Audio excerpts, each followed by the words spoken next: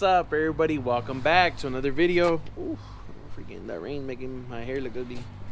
All right, but yeah, so welcome back to another video. Pretty much in today's video, we're gonna be working on the DSM. Yep, this thing broke. Well, it's not broken. We gotta do maintenance on it. Pretty much what I gotta end up doing to this car is we're gonna go ahead and replace everything on the timing side. As you can see, the timing belt right here starting to get a little line. So something in the timing is making it get cut right here. I don't know what it is exactly, but it doesn't matter because we're actually gonna go ahead and be replacing everything on the timing side. I am gonna be putting a new timing tensioner, the new bearings. What else? We're gonna replace the water pump since we're already there. We're gonna go ahead and put new cam seals. We're also gonna go ahead and put a aftermarket fluid damper to replace the old harmonic balancer. I'm thinking I'm also gonna go ahead and order some adjustable cam gears, and the reason why I'm gonna do that is because eventually I do want to build this motor and I do want to get it tuned. So those are little things that we're gonna need, so might as well knock them all out at once. And the reason why I want to replace the cam seals is because, as you can see right here, the water pump, it's full of oil. If you look down here, let me see if I could get a better view of that. As you can see right there, we also have oil right here. And before I do any of this, I did clean all this part out with a pressure washer. So I did see when the oil started leaking through, because all this was clean, so I know it's coming from the cam seals. Now, another thing that I also want to do too is I want to go ahead and paint this valve cover. I want to do a wrinkle red. I don't know why I've always liked the wrinkle red look, like the Hondas. I think it looks clean. And I am going to shave off the letters so I can keep it smooth. And obviously we're going to go ahead and put a new valve cover gasket. And I think that's what we're gonna go ahead and do. So right now at the moment I do not have any of the parts that we need to replace all these with. We are gonna order everything, and the reason why I haven't ordered anything yet is because this is a Frankenstein motor. It is a 6-bolt block with a 7-bolt head. Pretty much what that means is the block is off of a 91 through a 93 Mitsubishi Eclipse. Those motors are stronger. So that's the reason why we go with the 6-bolt. And then the 7-bolt head, which is off of a 95 to a 99 Mitsubishi Eclipse turbo. We did this head because it has a better airflow. So, you know, a lot of people like the 6-bolt head. A lot of people like the 7-bolt head. A lot of people say the 7-bolt head is better because you get better airflow into your motor. So they say it's updated, so you know, we went with the 7-bolt head. So the reason why I want to look at everything before I even order any parts is because I was looking up online. The timing belt from a 91 through a 99 is the same part number, so the timing belt does not change. The water pump is the same part number, so it doesn't change. What else? The only thing I noticed that changes is the timing tensioner and the bearings that go on the timing. Those are the only ones that change, those two, from the 6-bolt to the 7-bolt motor. So the thing is, I don't know, I did not build this motor. I bought the car already like that. I do not know if whoever did the swap kept the 7-bolt timing or 6-bolt timing, or if they mixed both, because I know some people, if they didn't replace the water pump, the oil pump with the 6-bolt, they would have to use like the 6-bolt timing side kit, and if you had the 7-bolt oil pump, you had to modify it to fit it onto this block, and you would have to use some of the what is it called, 7-bolt timing kit. Another thing was too, this bracket right here changes from the 6-bolt to the 7-bolt. So another thing I was reading was I don't know if the timing that we use might affect with clearance on this, but I'll find all that out once I take it all apart. Obviously, the timing tensioner looks completely different from the 6-bolt to the 7-bolt. The 6-bolt has a big old fat, like part on it. I'm gonna go ahead and put some pictures of both the 7-bolt and the 6-bolt, so you guys can see the difference between both. And obviously we're gonna know what timing tension that this one has and what it's already running with. And it's been running like this for 5 years, so I'm gonna go ahead and keep the same parts that we already have. Now this part right here, I don't know where it came from, but we'll find out as well.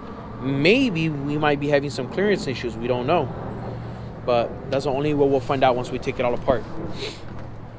And yeah, so that's pretty much it that we're gonna go ahead and do with this once we take it all apart. And so I'm gonna go ahead and put you guys in a quick time lapse. We're gonna go ahead and I'm gonna show you guys everything how I take it apart. I might cut this into a 2-part video just so I don't keep this video too long, but stay tuned guys, we're gonna go ahead and take this apart.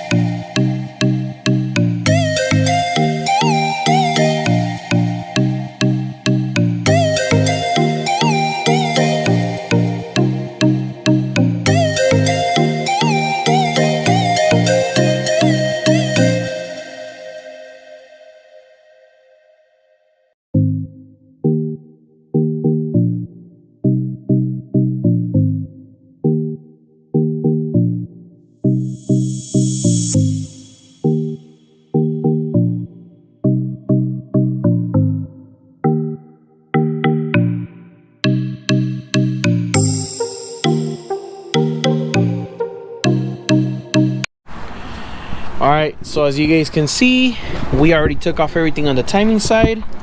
We had to remove the power steering pump, alternator, and then there's This right here, this goes attached to the belt. It makes a water pump spin, alternator, and power steering pump spin. So now we'll go, we have a clear view of everything on the timing side, and now we can go ahead and remove the timing belt.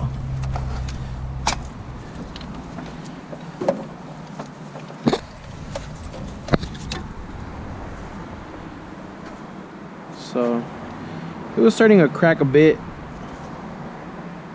but besides that, it's been a good belt.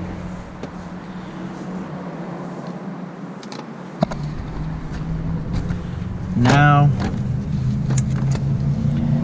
we just got to remove the motor mount, and that should be all. To create more pressure from when you align the timing belt for these cars. So it could be just that maybe it didn't have the tension it needed for the belt.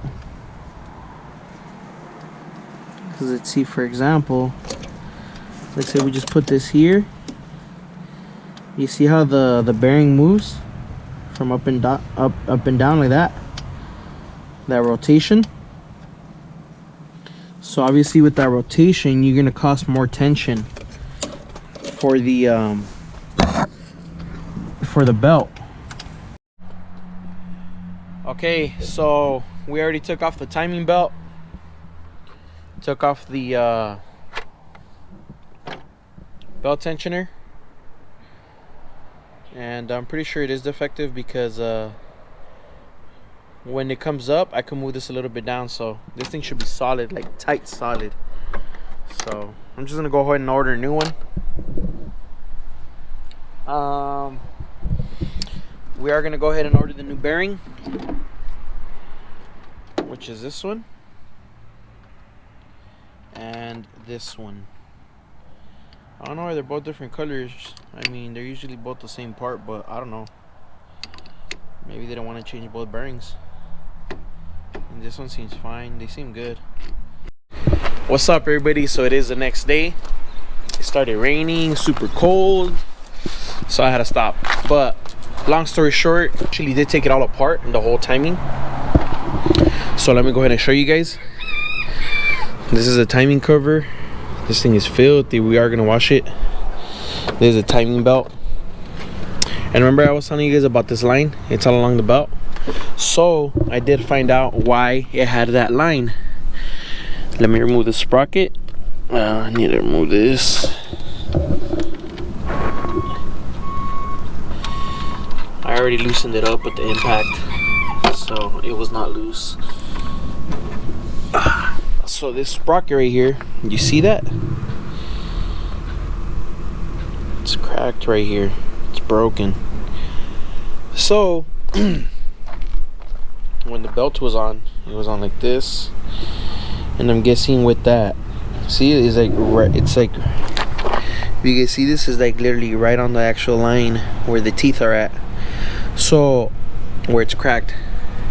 So I know it runs on the inside, but I'm guessing maybe it was making some type of I don't know, indentation, which is really weird. But this is the only thing I found that is exactly aligned to that part.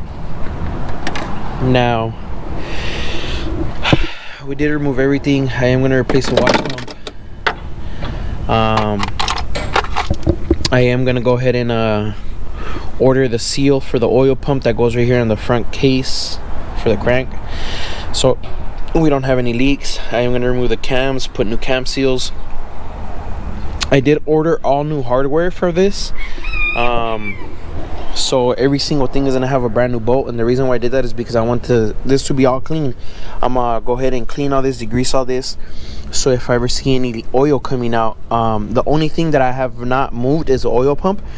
It is still all originally sealed, but I don't think it's going to be leaking from the oil pump. So once I go ahead and pressure wash all this, if there is a leak coming from anywhere else, I will know where it is coming from. I did order these OEM. I did order this OEM. All Mitsubishi parts What was another thing too? The hydraulic tensioner. I ordered that new as well, and the reason why I ordered it new is because when the hydraulic tensioner decompresses all the way, I can push it a little bit in with my finger, and we do not want that. I mean, that is so tight, you should not even be able to compress it with your finger. At the moment, let me see. I can't find, I don't know where I left the hydraulic tensioner, so I can't show it to you guys, but I did compress it with the vice grip. I don't know where I left it at, guys, but it doesn't matter because I already ordered a new one. So pretty much everything on the timing side is going to be new. And I was actually speaking with Sam. He used to he works for AEM now. Oh, I found it right here, look at it. So this is not supposed to compress in. I put it with the vice grip just to do it this way, but I was able to compress this with my fingers, and that was not good. So ordered a new one, OEM as well, you know. And then so I was talking with Sam at he used to work for a road race, now he works for AEM. I asked him what adjustable cam gears I should get, and he actually recommended me, if I get a good set of cams, I don't need adjustable cam gears. So I mean, obviously the plan is to build a motor, and I am gonna go with some GSC's cams. So he actually told me if I went with GSC's, and I forgot the other brand he said, I wouldn't need any adjustable cam gears because those are usually pretty good, spot on, so I don't have to adjust the timing. And then we also did end up going with the OEM Evo 9 Kevlar timing belt. I actually was speaking to a lot of the people that are in the DSM community and Evo community. A lot of them said they actually use the Evo 9 Kevlar timing belt. So the reason why I went with the Evo 9 Kevlar timing belt was, when I researched it, besides what everybody was telling me, was that actually a Kevlar belt doesn't stretch. These belts, I guess they stretch with time, so I don't know if maybe